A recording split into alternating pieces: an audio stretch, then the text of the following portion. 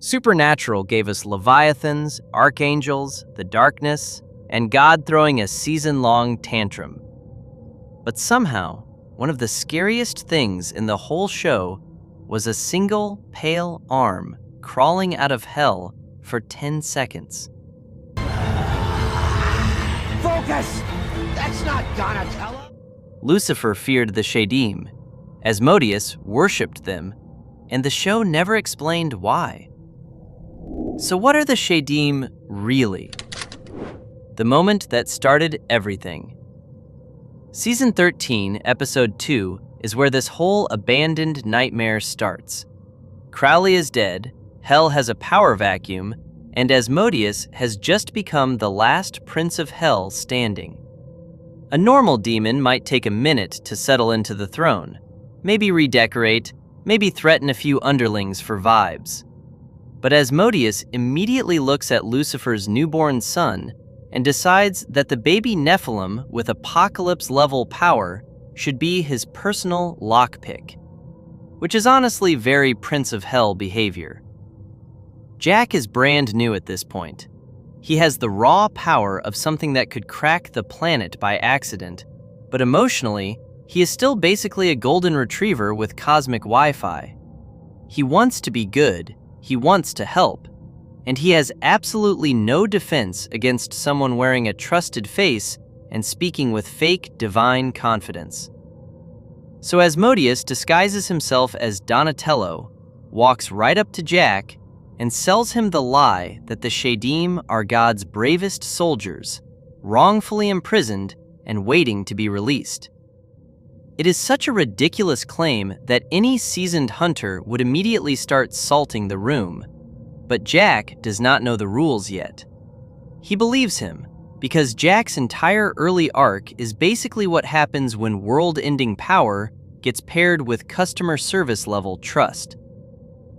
Then the gate starts opening, the ground starts shaking, and for a few seconds, the show stops playing around. The one arm nobody forgot.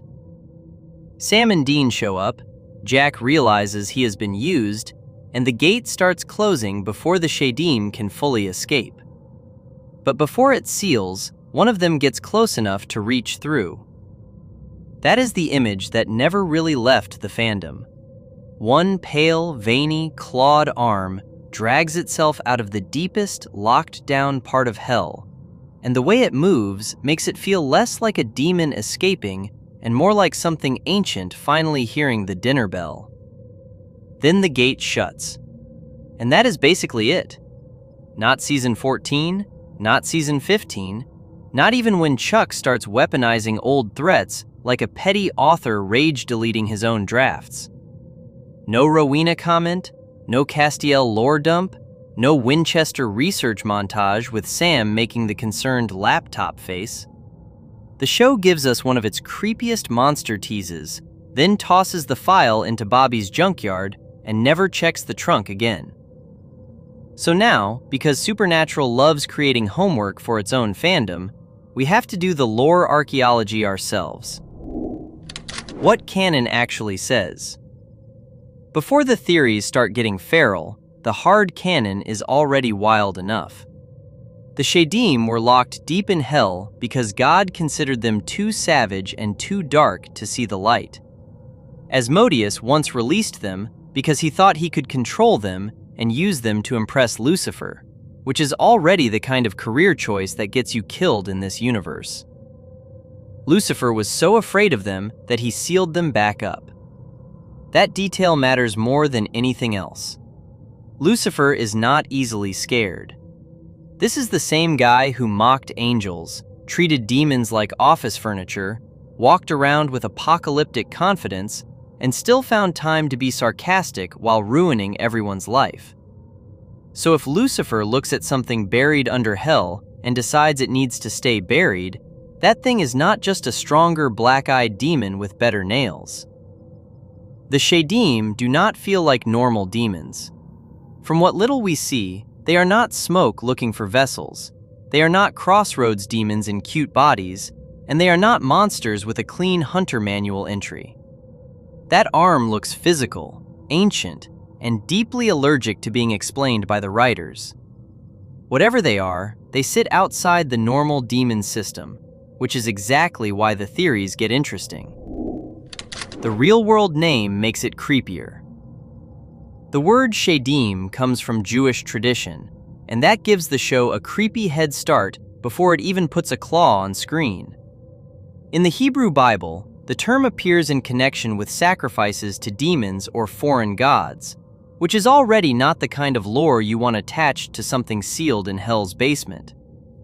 Later Jewish tradition gets even stranger, describing SHADIM with traits that overlap with angels and humans, including flight, foresight, eating, drinking, reproduction, death, and even rooster-like footprints in ashes.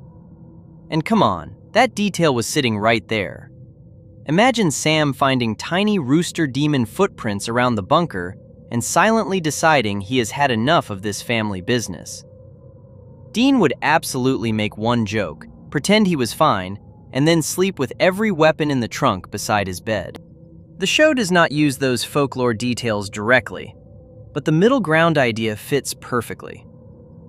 SHADIM and tradition are not cleanly angel, not cleanly human, and not just demon in the modern horror sense. So maybe Supernatural picked that name because these things were never supposed to fit neatly either. Theory 1. Chuck's failed angel prototype.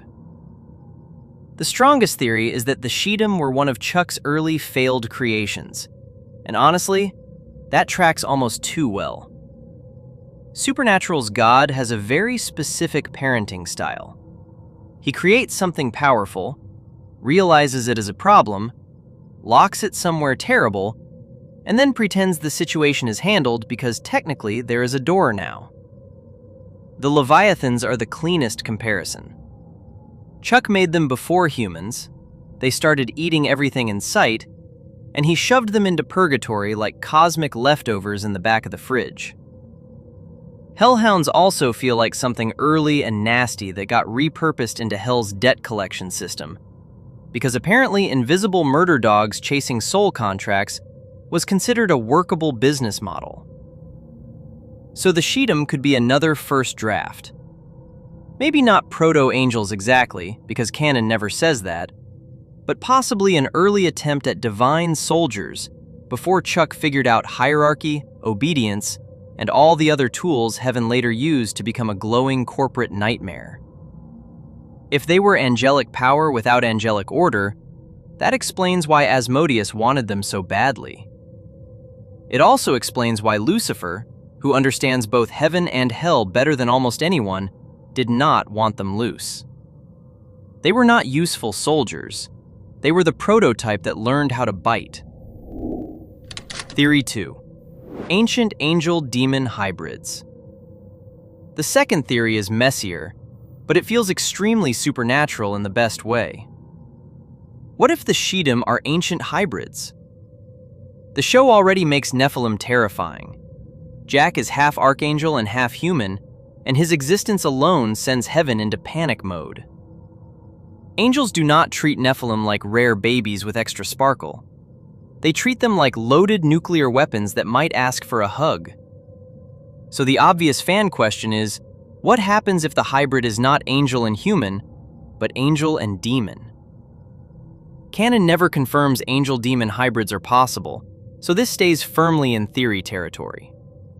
But as an explanation for the fear around the SHADIM, it works. A creature with celestial power and demonic corruption would be a classification nightmare. Heaven would hate it, hell would want it, and Lucifer might recognize it as something even he could not easily control. Regular demons come from corrupted human souls. Lucifer understands that system because he made the first demons. But a creature carrying something angelic and infernal at the same time would be a different problem completely. That might be the kind of mistake even Lucifer does not want wandering around unsupervised. And if Lucifer is scared, Dean should already be reaching for the keys. Theory 3. Hell's native species. The simplest theory might be the creepiest because it removes Chuck from the equation almost entirely. What if the SHADIM were not made from souls at all? What if they grew out of hell itself? Most demons in Supernatural have a human starting point. Dean's time in hell shows the process brutally. 30 years on the rack refusing Alistair, then 10 years torturing souls after he finally breaks. That is how hell makes demons. It takes people, strips them down, and rebuilds them into black-eyed problems with attitude. But the SHADIM do not feel like processed human souls. That arm looked physical, solid, and ancient. It did not look like smoke hunting for a vessel, and it did not feel like a demon borrowing some poor human body for the supernatural prom. It felt like something that already had a body and had been waiting under the floor since before the rules were written. There is some precedent for weird demon-adjacent beings that do not behave like standard possession demons. Early Supernatural had entities like the Deva, shadowy physical attackers, and the Acheri, which manifested in a childlike form rather than following the usual smoke and vessel pattern. So maybe the SHADIM are hell's native wildlife. And that is so much worse. Because if normal demons are hell's inmates and staff, the SHADIM might be what was already living in the basement before anyone built the prison. Not prisoners in hell, but the reason part of hell needed a lock in the first place. Theory 4. Amara's fingerprints. The darkest theory connects them to Amara, but not in the simple way where she secretly had an army. Season 11 makes Amara feel very alone in the original conflict. When she accuses Chuck of cheating again, it sounds like the first war was God, the archangels, and creation itself piling onto her. So the idea that she had organized SHADIM soldiers does not really fit the emotional shape of that story. But her influence is another question. Remember the darkness fog.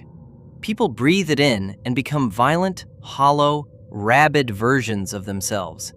And Chuck has to help undo the damage.